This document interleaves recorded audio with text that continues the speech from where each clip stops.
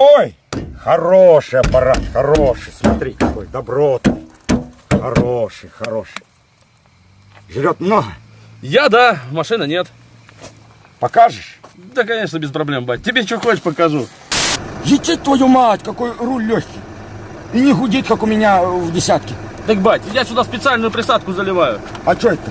Ну, специальная присадка от компании ВМП Авто в ГУР. Как раз для таких целей, чтоб и руль был легкий, чтоб не гудело. Чтоб не гудело. Батя плохого не посоветует.